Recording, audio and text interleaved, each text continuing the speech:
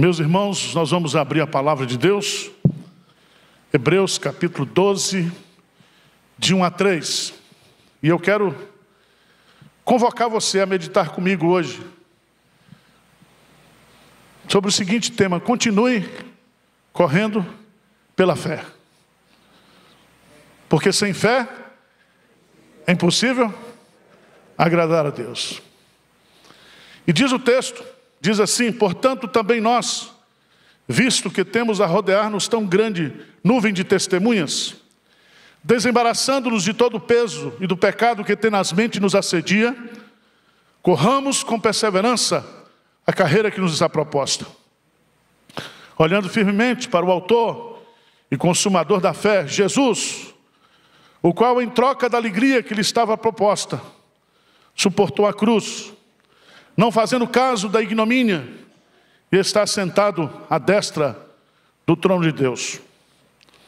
Considerai, pois, atentamente aquele que suportou tamanha oposição dos pecadores contra si mesmo, para que não vos fatigueis desmaiando em vossa alma. Amém. Em 2010 nós mudamos aqui para esse prédio. Vendemos aquele terreno com o templo antigo, que ficava na Fernão Dias. O terreno todo tinha 630 metros quadrados.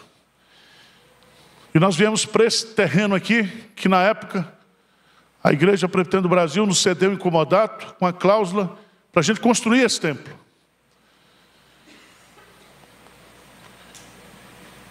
Vendemos o imóvel lá, depois que nos mudamos para cá. Não tínhamos dinheiro nenhum. E Deus tem feito milagres pela fé na vida dessa igreja.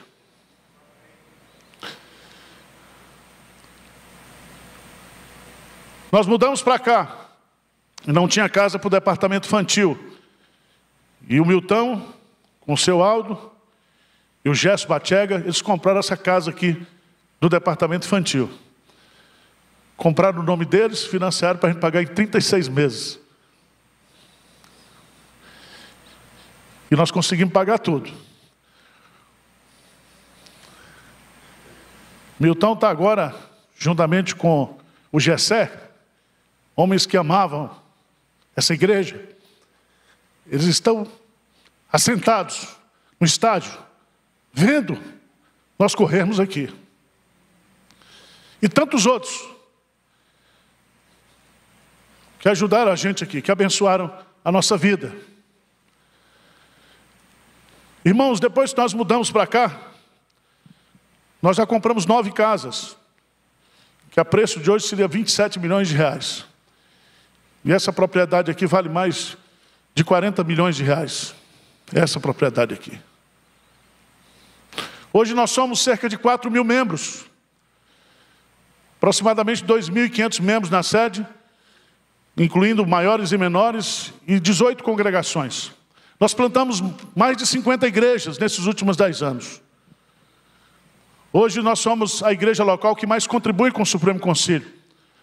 A nossa junta missionária hoje, pela bondade de Deus,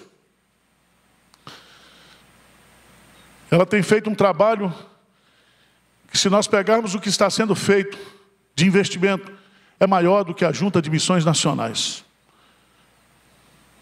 Deus tem feito milagres. Deus tem feito milagres. E a gente vê o mover de Deus por causa da visão. 70% do que nós arrecadamos aqui vai para a obra missionária. E aí você diz assim: pastor Arival, quanto é que o senhor ganha? Eu ganho o suficiente para viver sacrificialmente. Se minha mulher não trabalhasse, eu não fechava minhas contas. Porque a nossa motivação aqui não é dinheiro para pastor, é dinheiro para o reino de Deus. Nosso orçamento mensal em torno de 2 milhões de reais, todo mês. E nós não temos dinheiro aplicado, nós não temos nada, nós dependemos da oferta generosa de pessoas. Os pastores da igreja não movimentam, não pegam dinheiro. tem um conselho de finanças que cuida de todos os pagamentos e da administração da igreja. Hoje nós temos a junta missionária, a igreja, temos a editora Hebron, que vai muito bem, já está arrecadando mais de 100 mil reais por mês no faturamento. Nós temos o polo EAD, que se nós cremos que vai ser uma força para nós alavancarmos também recursos. Deus tem sido fiel. Semana passada, uma pessoa me ligou, assistindo os cultos, pastor Anival, como é que vocês dão conta de fazer tanta obra missionária? Falei, é pela fé, meu irmão.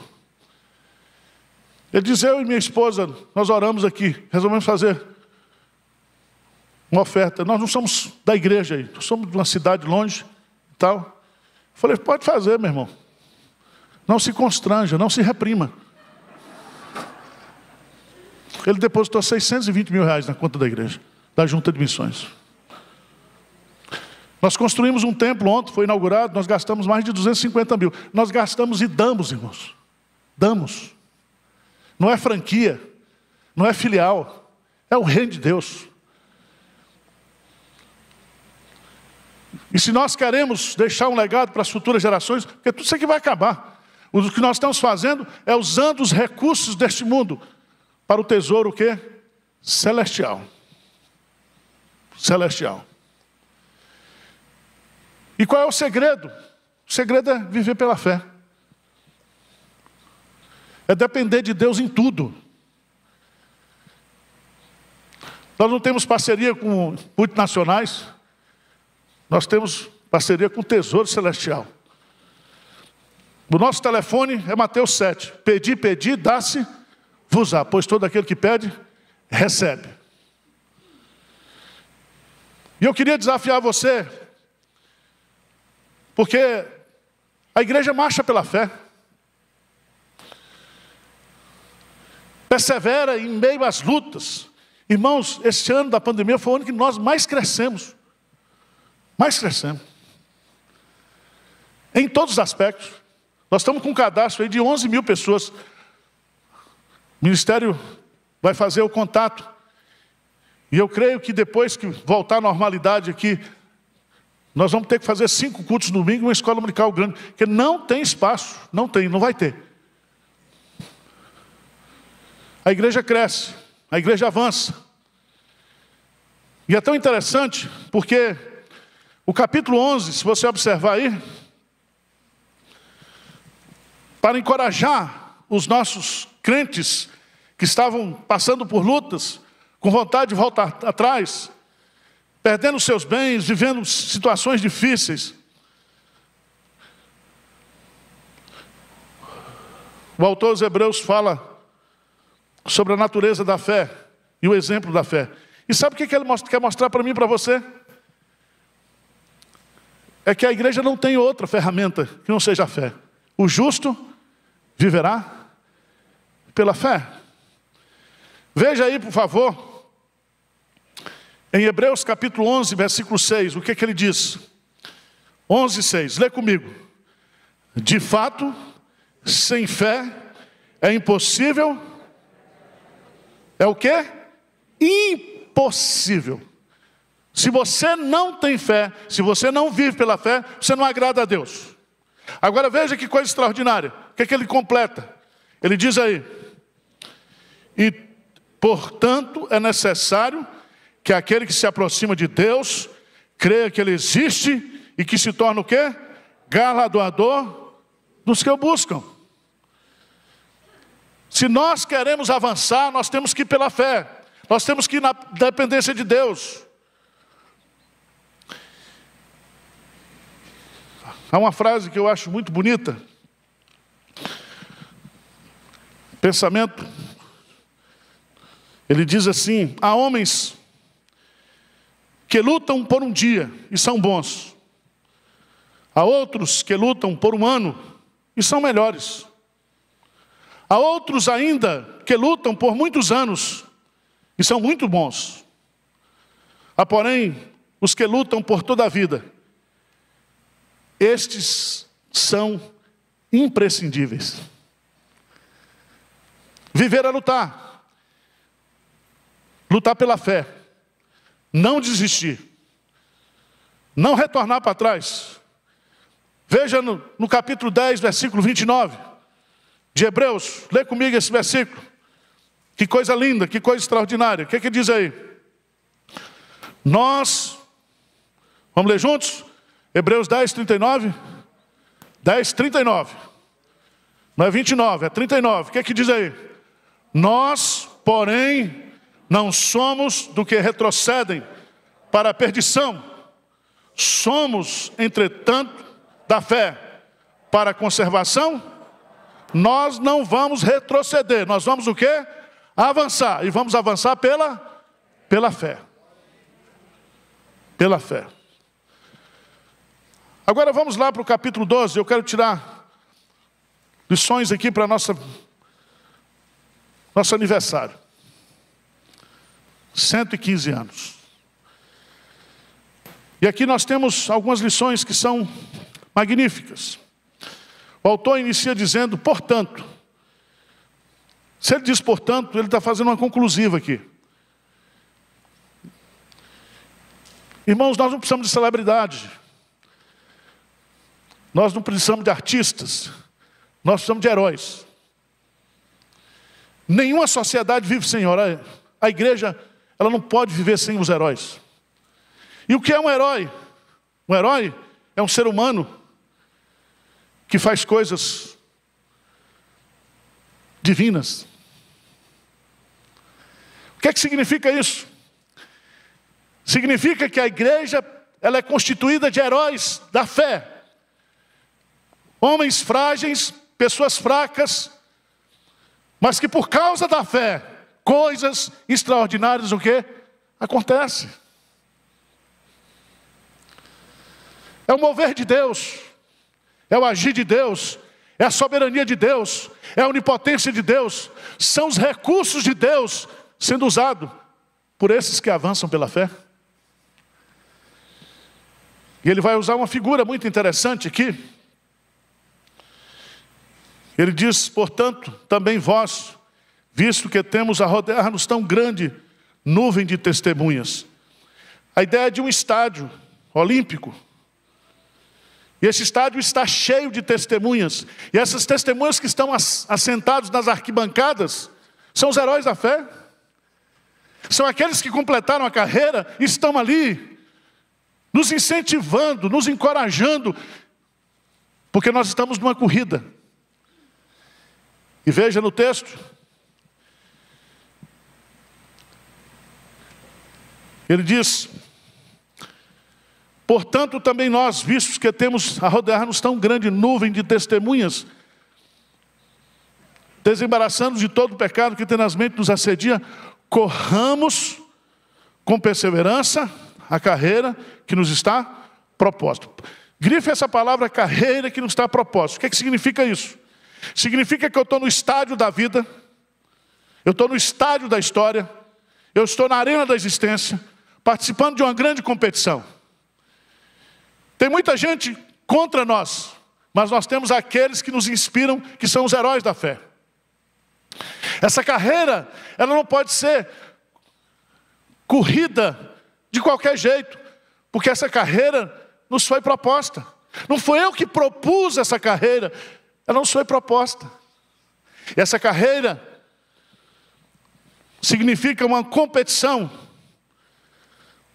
A palavra carreira significa uma prova rigorosa de resistência. O autor é como se ele gritasse aqui: não parem, não parem, não desistam, continue.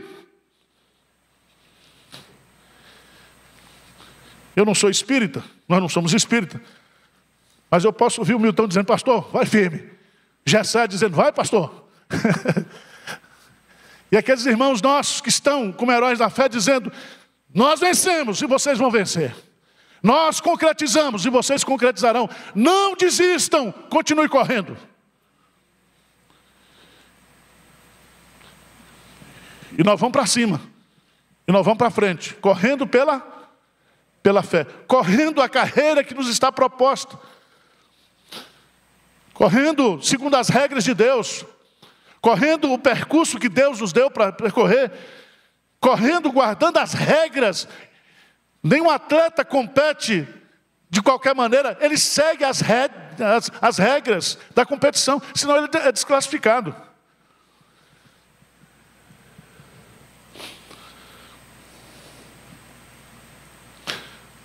A pergunta que eu faço é: como correr melhor, mais rápido, uma prova tão difícil?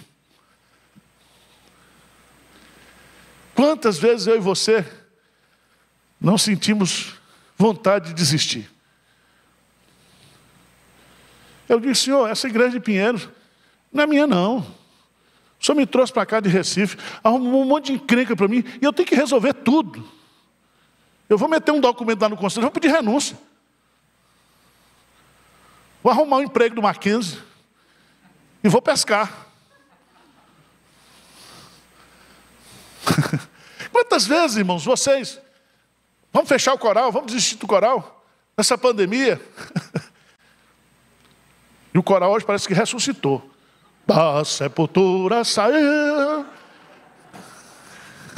Que bênção, voltar.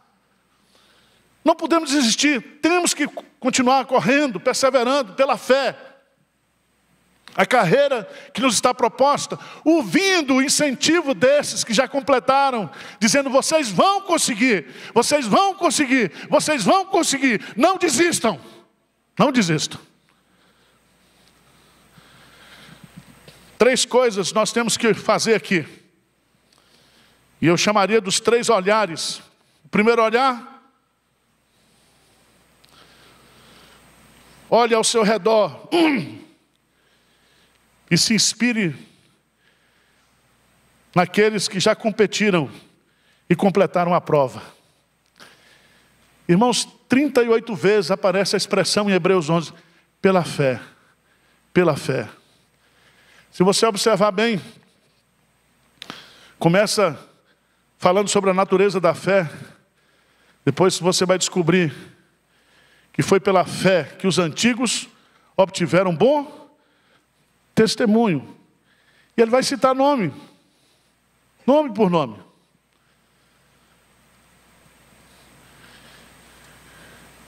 Porque na igreja a gente tem uma mania de olhar para quem não presta, de olhar para as coisas erradas.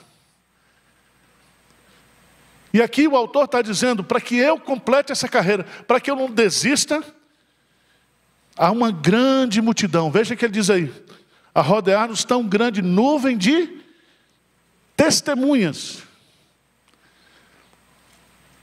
O que uma testemunha faz? Ela declara aquilo que ela viu, aquilo que ela ouviu, aquilo que foi feito. Essas testemunhas são todos esses heróis da fé que estão relacionados aqui no capítulo 11. Olhemos para eles. Olhemos para Abraão, que creu contra a esperança. Olhemos para Jacó, para Isaac. Olhemos para os profetas, olhemos para os homens de Deus. Todos esses venceram pela fé. E eles torcem por nós, eles são fontes de inspiração, eles são os nossos heróis, os nossos heróis.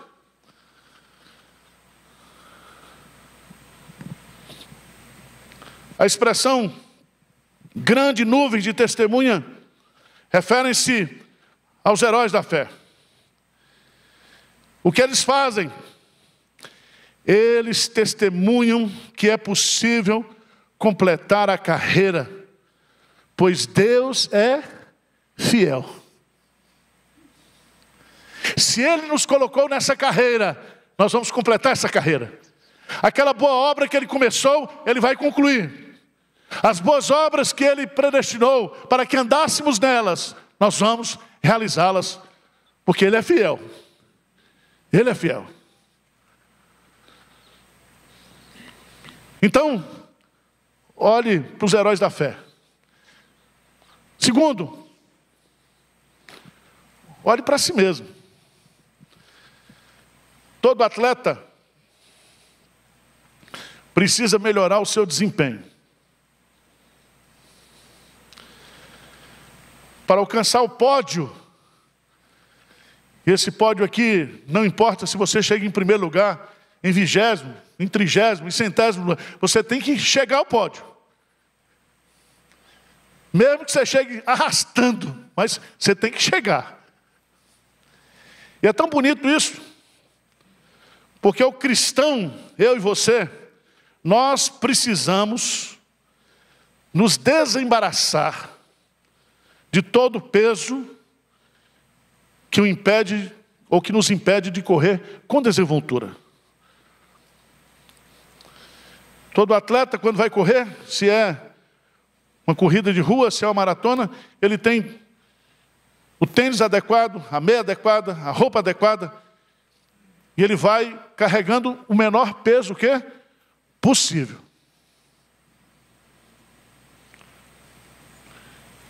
Essa maratona, essa pandemia, me trouxe algumas lições. É que eu posso viver sem algumas pessoas. A primeira.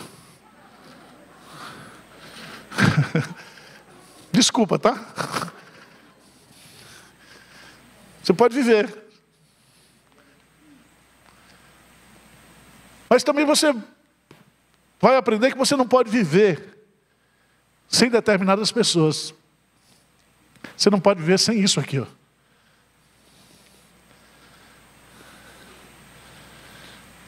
Você vai aprender a valorizar as pequenas coisas. Aí na padaria, sem máscara, sentar e dizer, eu quero um pão com 2 ovos e uma xícara de café com leite. E a gente vai descobrindo na vida que nós precisamos o quê? Nos desembaraçar. Tem crente que só vive embaraçado. Então preste atenção, ele está dizendo aqui, se você é um atleta, para você correr com desenvoltura, se livre de um monte de coisa.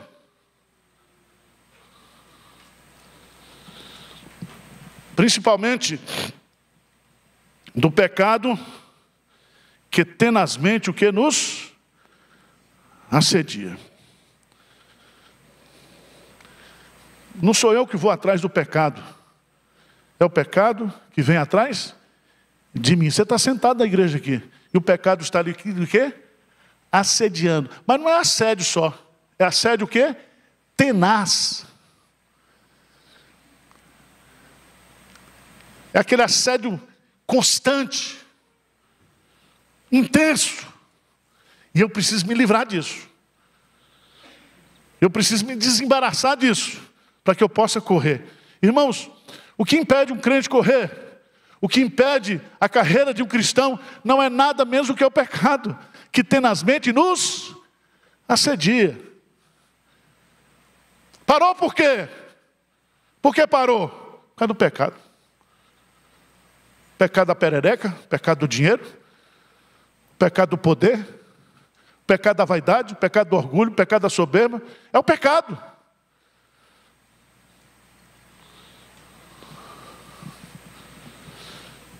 Terceiro lugar. Olhe ao seu redor e se inspire naqueles que já completaram a prova. Olhe para si mesmo e se livre, se desembarace. Desembarace a sua vida, meu irmão, do pecado. Terceira coisa. Olha para Jesus. Olha para Jesus. Ele diz assim, versículo 2, o que é que diz aí? Lê comigo. Olhando firmemente para o autor e consumador da fé, o qual, em troca da alegria que lhe estava proposta, suportou a cruz, não fazendo caso da ignomínia, está sentado à destra do trono de Deus. Olhe para frente, olhe para cima, olhe para Jesus. Para correr, é preciso olhar. E ele diz, olhar firmemente.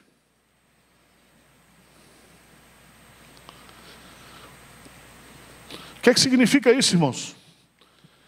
Significa que nós temos que ter foco. Foco.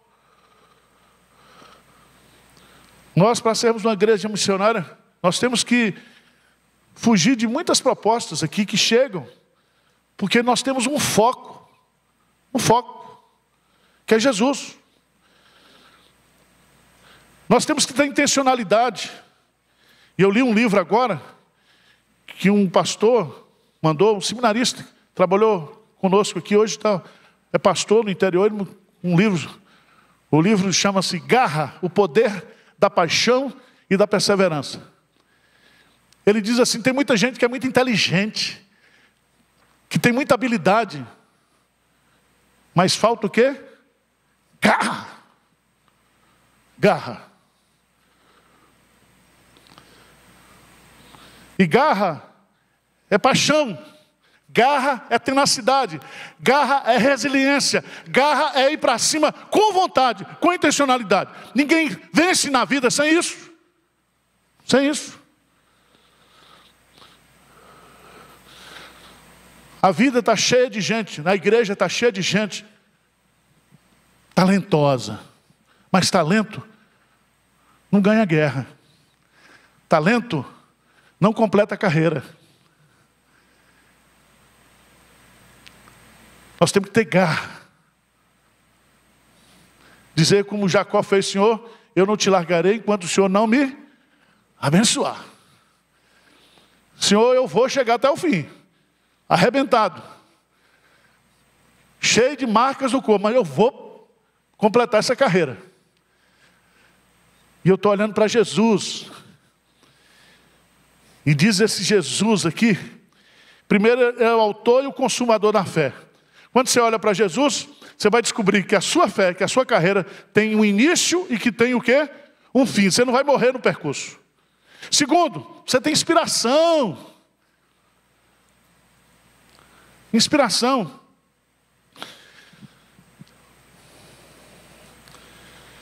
Veja que existe aqui uma lei da compensação, o qual, em troca da alegria que lhe estava proposta.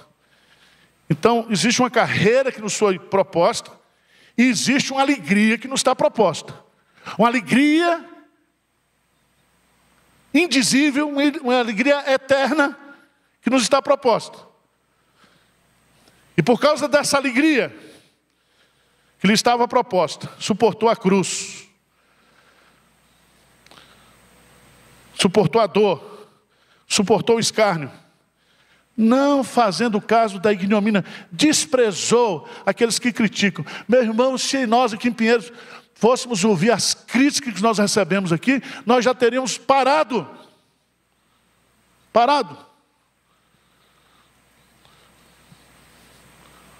Não estou nem aí.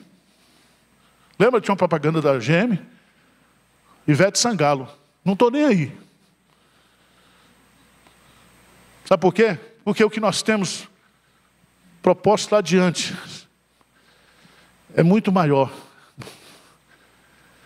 Muito maior. E aí ele diz que ele não fez caso da ignomínia e agora está sentado à destra do trono de Deus. Isaías 53 diz, ele viu o penoso trabalho da sua alma e ficou o quê? Satisfeito. Depois que ele viu a gente salvo, glorificado, redimido, ele diz, valeu a pena. A cruz não foi nada diante dessa alegria que eu tenho. Por isso que a Bíblia fala que quando um pecador se arrepende, existe o quê? Alegria nos céus.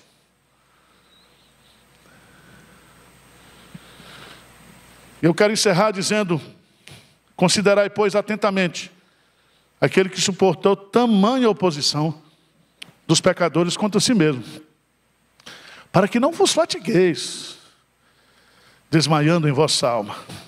Eu gosto disso aqui, porque diz, considerai, pois, atentamente. É você olhar para Jesus e ver os detalhes daquilo que Jesus sofreu para conseguir. Para conseguir. Às vezes a gente apanha aqui, irmãos, e a vontade que eu tenho é matar. Não é suicidar. Aí eu olho para Jesus, e olho para a cruz, e aí Jesus diz, Arival, você já está morto. Você já morreu. Você é uma nova criatura. Você não pode agir assim. Você é um crente. Eu disse, então vai lá, Senhor, e resolve para mim. Porque eu estou com vontade de resolver. E se eu for resolver, não presta. Então, irmãos, nesses 115 anos, nós vamos chegar aos 230. Vamos ou não vamos? Ô Pedro, você vai ser pastor. Toma conta aqui, meu filho.